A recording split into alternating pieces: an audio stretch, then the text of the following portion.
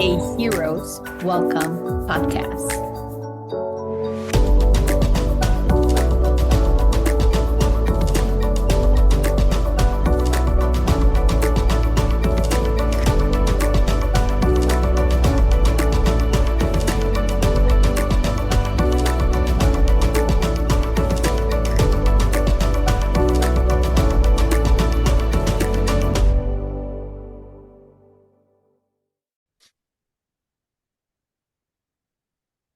Hi, thank you so much for joining us on a Heroes Welcome podcast. I am Maria Laquerre-Diego, a marriage and family therapist and a registered play therapist supervisor, joined by my lovely co-host, Liliana Baylon. Good morning, everyone. Good morning, And we Liliana. are here with Jen. Jen is a friend of both of us, and she agreed to come to our podcast. Jen, will you like to introduce yourself? Yes, thank you so much for having me. So my name is Jen Shivey. I use she, her pronouns. I am the owner of Realistic Serenity Behavioral Health and Jennifer Shivey Consulting. So my practice does a lot of work with children and adolescents. I'm a registered play therapist supervisor, so yes, kids. But we have a special focus working with LGBTQ youth, specifically transgender and gender diverse kiddos. So that's what I thought we could talk a little bit about today. Yeah, absolutely. This is, I think, a topic that everyone's really wanting to know more about. It seems to be splashed everywhere. But I know myself, like I feel my knowledge is pretty limited to experiences and some trainings. But really excited to have your wealth of information. Liliana always says, like, if I ever ask her a question, she's like, oh, wait, let me ask Jen. Let's dip into it. She is my go-to. Sorry, Okay. Everyone, I've been dealing with the cough, so you're gonna hear my voice kind of rough and cough here and there. But this is what I want to do, Jen. Okay. If it's okay with you. When we talk about the LGBT community, we tend to put them in an umbrella, like if they all are the same. When in reality, something that I have learned from you is that each one of those identities has different needs and different, even like the way that we advocate for them, it's different. So can you please share with us, what is it that you do, or what is it that we need to learn when we're working with, and I love the way that you put it, which is gender diverse. Yes. And I mean, again, these are, they're labels, right? They're labels that fluctuate. They are constantly renewed or revamped, or, words that weren't popular become popular. So this is what I tell people, especially with play therapy, is that, doing play therapy with a transgender child, and maybe I'll just use gender diverse because just for simplicity, because it does kind of umbrella this a tiny bit. It's not any different than doing play therapy with a cisgender child, or, it's not the same, because you're not treating the fact that they are gender diverse. You're not treating the fact that they're transgender. And, also the fact that they are identifying this way doesn't necessarily mean they need therapy either. I think a lot of parents, with like the best of intentions, say, okay, my kid just came out, let's do it, let's get them in therapy, let's talk about all the things, and they might not actually need it. So working with this population, it's more that there's nuances, there's things that you need to know about, there's things that you need to be aware of. You need to be aware of terminology. You need to be aware of what are some of the risk factors that aren't talked about. So like those are the things you need to know about so that you can provide really competent and great play therapy. If that's what you're doing, or just therapy in general, for older individuals, you want to be able to, that you can meet that need while you're not crossing over any, boundaries or any, things that you just don't know about, really. And that's what I see the most. It's not that people are intentionally doing harm by any stretch of the imagination. People, especially therapists, I mean, we tend to lean a certain way politically and with beliefs and things like that, right? So, for the most part, therapists are allies and they want to help. They want to. But there's just some things that they don't know. So yeah, that's a lot of what I do is just kind of how can we fill in the gaps for what you don't know and to make sure that we're well informed so that we're not causing unintentional harm by doing some of these things. I love that. And there's been this theme throughout our conversation so far on the podcast about just being in that mind space of being curious. Right. And not shying away from what we don't know, but embracing that sometimes we don't even know what we don't know. And so having conversations, with providers and supervisors like yourself who have this experience, who have this expertise, I would even say, to help shine light on what we don't know, right? Some of us are like, hey, I ask for preferred pronouns and sexual orientation. I include all the letters. That makes me informed, right? Like that's like that's cute. Right. And that's a great start. And that is, I mean, even doing that alone though speaks volumes.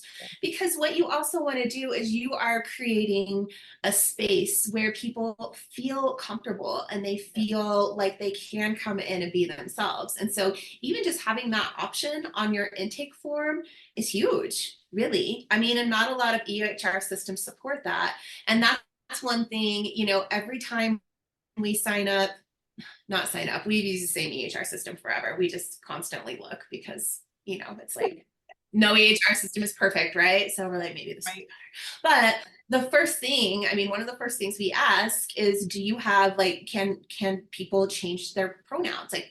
Is there a way to choose? And also think about, we take insurances. So the whole insurance thing, you may have somebody that hasn't legally changed their name yet, which is fine.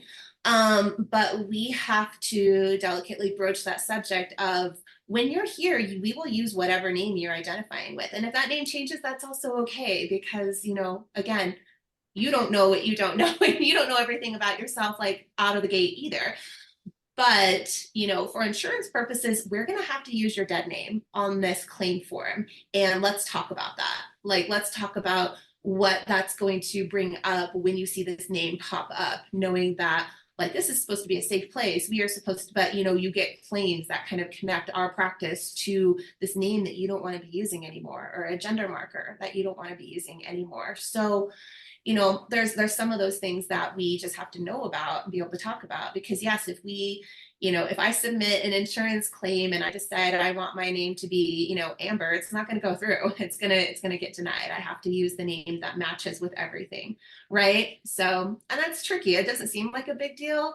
But it is. It could be a huge deal to somebody. Yeah, absolutely. Absolutely. And I think it's one piece of the dichotomy that a lot of individuals in the LGBTQIA plus community have to deal with, right? Because we're not the only place, but I think we're one of the only places that say, hey, let's have a conversation about this so that you understand I am with you, and I have to do this to navigate these systems outside of our relationship and our work together. That's part of the advocacy that I do in order to provide the services that you need. Right? Yes. That translation in order for them to know that we honor them, we see them. And even early, look the two things that we're naming right now, which is sometimes when parents become aware, they panic and they want to take their children to therapy right away. That has good intentions, but it's more of, I do not know. Can you help me? When we're working with this population, something that you stated and we're learning is that it's no different than, and there's things that we need to know to be aware, such as, terminology that you mentioned, in order for us not to cause unintentional harm. And then two, it is helpful honoring, seeing the client by asking not only pronouns, right, but actually even asking preference in regards to name when they're in session with us.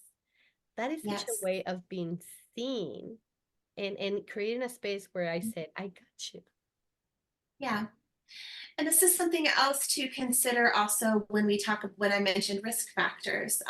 It's not so much risk factors for us, but it's risk factors of if say we have a teenage child who is talking to us about their gender identity and they're exploring and they're not quite feeling safe enough or ready to come out to their parents. We need to be able to hold that space and call them whatever pronouns and whatever name in that session and be able to walk out that door in that waiting room and switch it to whatever is going to and again, this is a conversation we need to have with them. How would you like me to handle this? Like, who are the people that know? Like, if I need to call your school, which name should I use? If I need to talk to your parents, and a lot of times, and again, like a lot of times if the parents are bringing them here, there's already some level of like acceptance and here's what, like here's how I want to support you.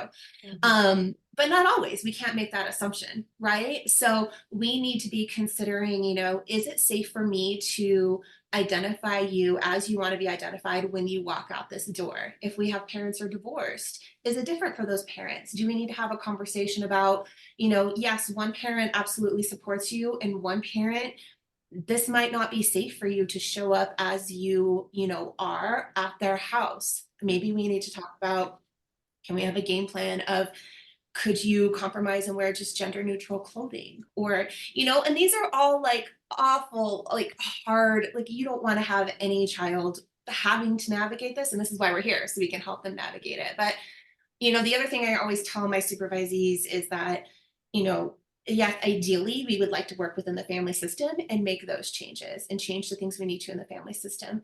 And we just can't always do that. And if we can't do that, then we have to switch to a model of resilience. And that's what we're talking about here. How do we help them build the resilience? How do we help them come up with some scripts or some game plans? Or, do they need to be able to fake it in some situations? Do we want them to do that? No. Might they need to do that to ensure their safety in different places? Yeah, they might. We may need to talk about like, what does it look like going through TSA at the airport? Did you know those screeners, the ones where you have to hold your hand up after a certain age? There's a button on the other side that's pink or blue that they are pushing every single time somebody goes through. So if you are a transgender individual and you are dressed as, you are, dressing, but what's underneath isn't matching that, it's going to flag something on the other side and you're going to end up then being searched, right? So like how do I had no idea. For our listeners, no one is seeing our faces and Maria and I were like, what? These are things that you don't know. So yes, those really cool, like, things that you stand in at the airport. If you look, next time you travel somewhere, look on the other side, that TSA agent, there's a pink and a blue button and they are looking at you and making a decision on which button to push before you even, so they have like that level of like judgment and like just assumption, like before you even step in the scanner. So you have that. And then if you're already, feeling some, gender dysphoria or body dysmorphia, and then you have to consent to like being patted down on top of that, let's say you're wearing a binder, let's say you're doing like all of these things are, yeah, like we might need to know about these things so that we can talk about them. And, hey, I know you've got a trip coming up, so you're 14, you are dressing as, a gender that's not aligning with what you were assigned with at birth. Your documents say something else. Even when you travel with kids, they ask, what's your name? What's your mom's name?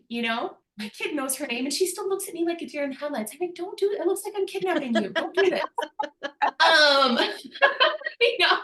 So I mean, these are like when I talk about the nuances, these are some of the things that you kind of need to know about. And how on earth would you know that there's a button on the other side of that scanner? But there absolutely is.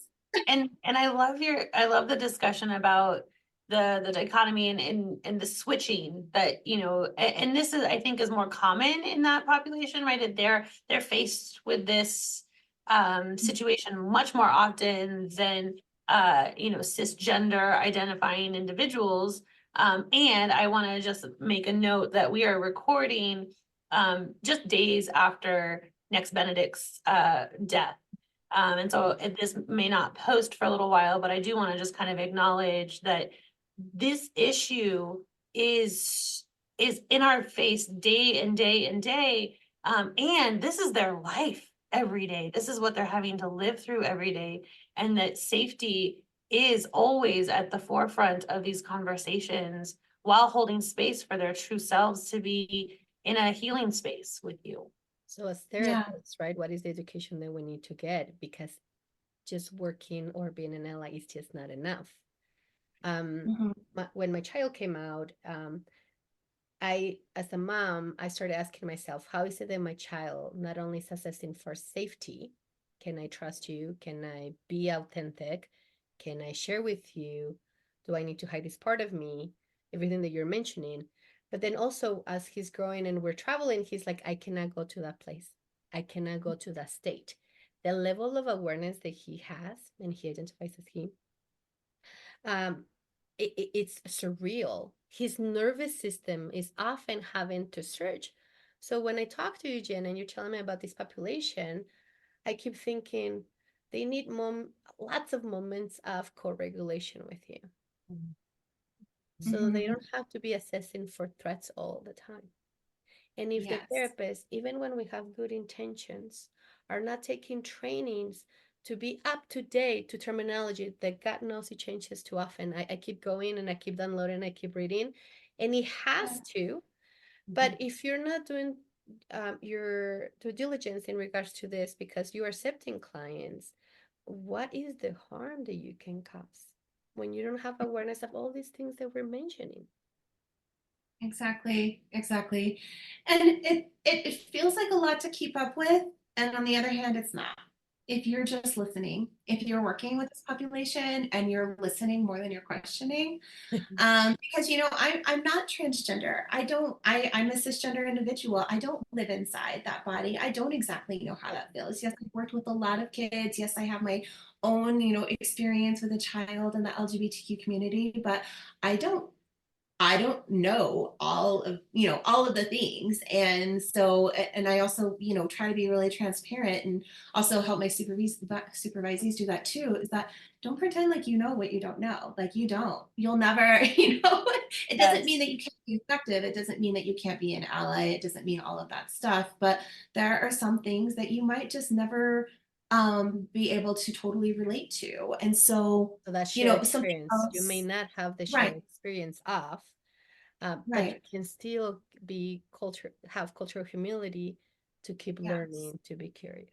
And I think it's so powerful and honoring when we can say, I am not the expert in your life, right? And that is not just in this topic, or this goes for just about anybody who walks through the door and sits on your couch. Is like, I am not the expert in your life, and I come from a place of I want to understand and I want to learn so that I can support you, but never am I going to claim to be an expert at. And and for me, I feel like I always kind of give the disclaimers like, I may make mistakes. And I'm going to tell you right now, I want you to correct me and know that it is not intentional. And I will continue to learn and do my very best. But let's talk about if I make a mistake, I want the relationship to be between us to be secure enough that you can say, hey, Maria, that's not how I identify, or those are not my pronouns, or you just called me my dead name. And I just want to bring your awareness to that. Right. So holding that, and also as therapists, wanting to have that conversation, but also not putting that on our clients to educate us. Like, I want you to call me out. I want you to tell me when I've messed up for sure. This is something we talk about too. Like, you don't have to overlay, oh my God, I'm sorry, I used your wrong name, blah, blah, blah, blah, blah. Because then they're just like trying to make us feel better for making a mistake. That's not what we want. It's like, oh, I just realized I used your wrong name. I'm so sorry. I will do better. Move on. Like, you're done. And then do better behind the scenes, do your own work, because it is not your client's job to educate you in all the things. It's not your friend's kid's job to educate you. And also, like, helping our clients understand that you are not now the poster child for educating everybody on transgender rights or on what it means to be non-binary. There's resources out there, like and again, just helping them with scripts and knowing what to say. Like, hey, you know what? A really great website is genderspectrum.org. Go on it and learn all the things, you know? Boom. Like it's not because it gets tiring. It gets tiring for these people to, for these, individuals that we're trying to guide and support to be living their own authentic life, kind of, navigating some of the different emotions that are, may or may not be coming with that, and then navigating everybody else's emotions about it too. It's kind of like, okay, at what point is this just like not a thing anymore? At what point is this like just me? I just get to live and I don't have to be, something else. So, again, these are conversations that you need to have. Not all individuals thrive off of a label. Some do. Some do. Some really find some comfort in knowing, okay, that fits me. I thought I was all alone. I thought that there was just something wrong with me, but no, this is exactly it. This fits me. Other people, no, I just want to be me. I don't know why I have to justify or put myself in a box to you or anybody else of this is what I am, I just am. So, in terminology, when I was growing up, the label queer was very derogatory. You did not call people queer. You did not do that was not cool. Now it is more of an umbrella term for just that. Like, I don't feel like I need to justify or explain, or maybe it's like, ebbing and flowing and I'm still kind of figuring it out and whatever. But yeah, I'm just going to go with queer because I don't want to, like, it's not my job. Like, I don't want it. So, I love that. And that conversation is reminding me a lot of conversations I've had around race and culture too, right? Where it's not their job to educate and make us feel better about our own anxieties and discomfort. And it's on us to do the work. It's not on them. So as a supervisor and even as a therapist, so all of you who know me as a therapist, every year I go to too many trainings. I know, because you feel the need to text me like, oh, another training. But this is one of the reasons, because as a supervisor, I have to take trainings, same as Jen, same as Maria, to supervise.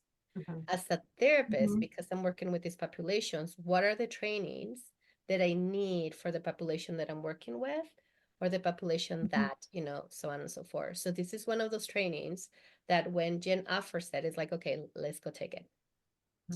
And we're very spoiled in Colorado. She tends to go and donate her work for free with our branch here. And I'll say it that way because she keeps donating her time there. But boom. Oh, okay. Yes, I know. But, I want to share this knowledge. Okay, so here's my compromise for that. So you don't have to compromise it. You don't have to justify it. I'm just saying. Well, okay, no, it's not compromise. Here's how I've navigated that, because also I was doing a lot of them, and I was like, okay, I can't just keep doing them over and over and over. So my staff, when they start here, they have to take a training in gender diversity and working, kind of, it's not specific to play therapy because we do specialize in play therapy, but we see people of all ages. So they have to take that training. And so finally I just recorded it so that they could watch it on their own time. And then I put it on my website so that anybody can download it and just like look at it on their own time. So it's not an all-inclusive. I would call it more of the quick and dirty. Like, here's the things you need to know. And my hope with that is that you learn the things that you absolutely need to know right off the bat, and it sparks enough that you go out and find the other things that you need for your specific population, for your specific, area, for your specific, like what you need. That's kind of my hope with that.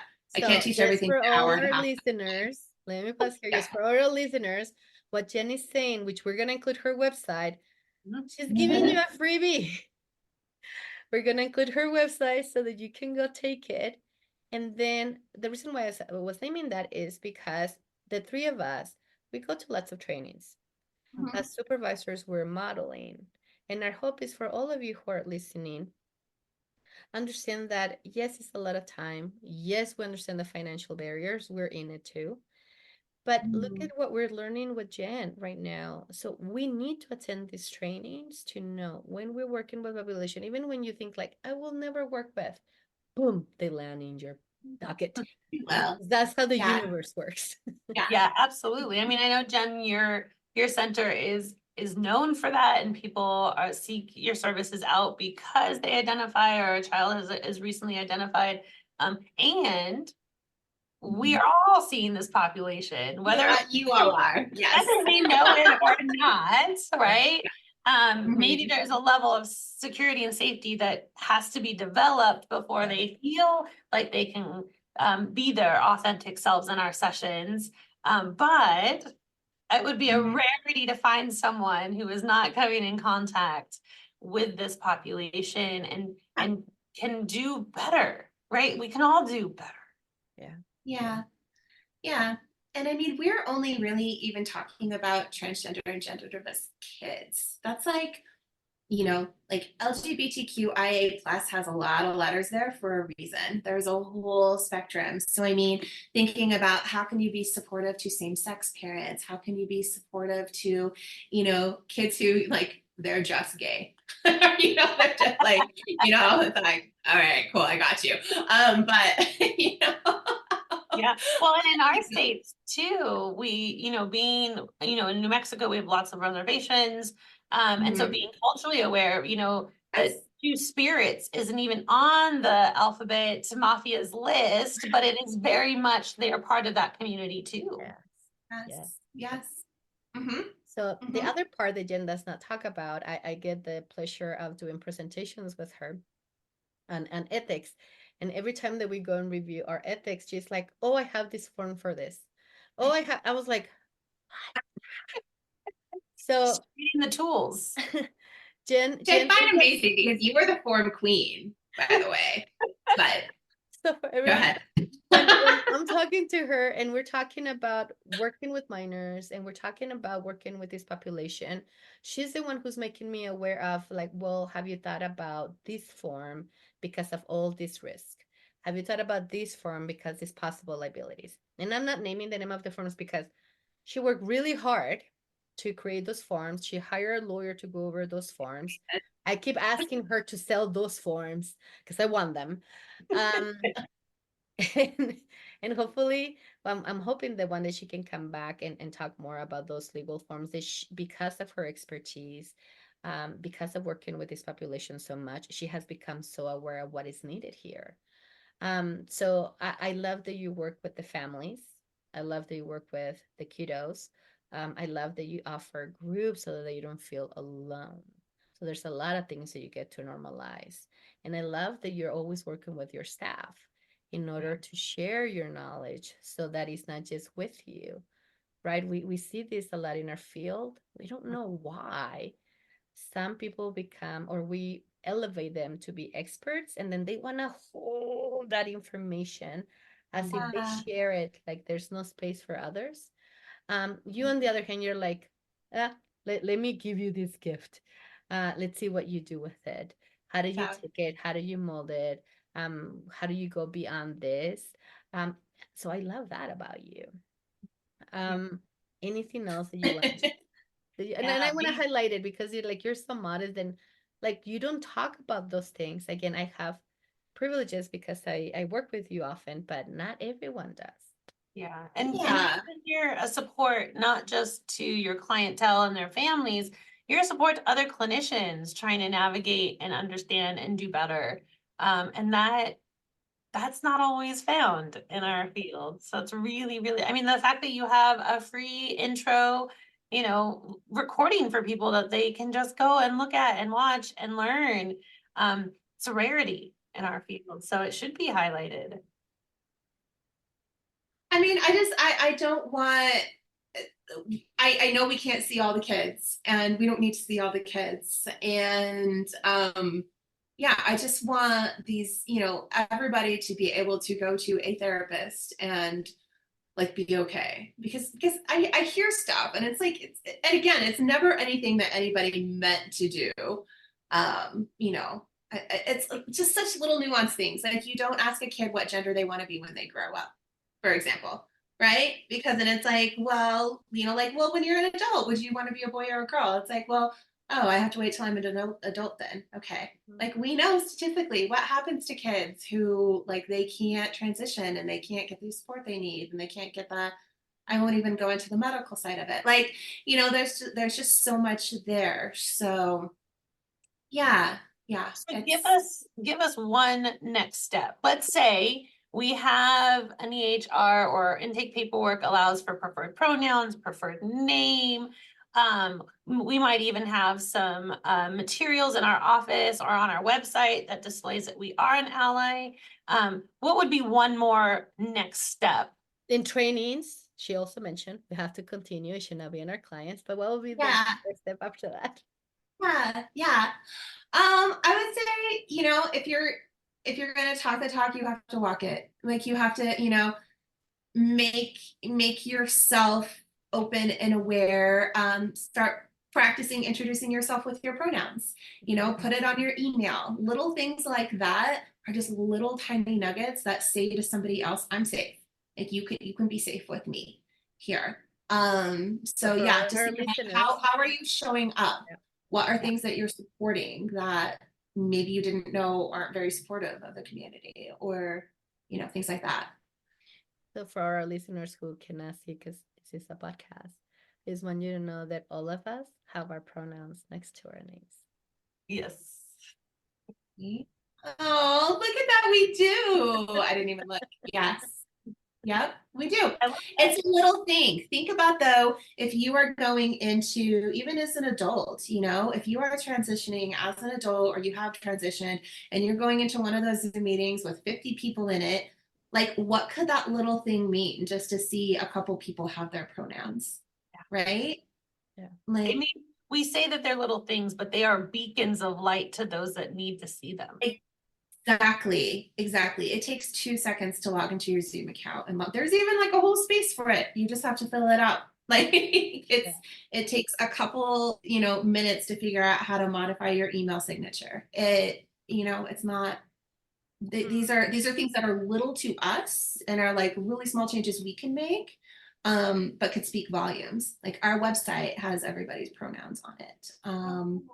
Just things like that. So yeah, just think about how you show up. Are you really showing up authentically too? Because also we all know this, if you work with kids, they can sniff that out a mile away. They know. Yeah. And you don't want to be the person in their life that was one more person that they thought they could trust and they can't. So yeah. I love that. Yeah. Yeah, it's our job to make sure that we're not just another adult in their life. Yeah, love that. And those are really practical things. So look at your intake forms, look at your EHR system capabilities, look at your Zoom and your email signature, and then do the work and show up. The consultation.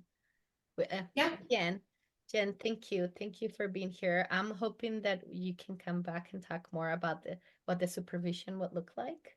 We can totally do that. Yes. We got it on record, guys. She will She'll come back. She'll be back. And and for all of you who are listening, thank you, thank you, thank you. And just know that we will include Jen's information here. Please reach out to her, either for trainings or for consultation. She is amazing. And until next time. Thanks, Jen. Thank you. Bye.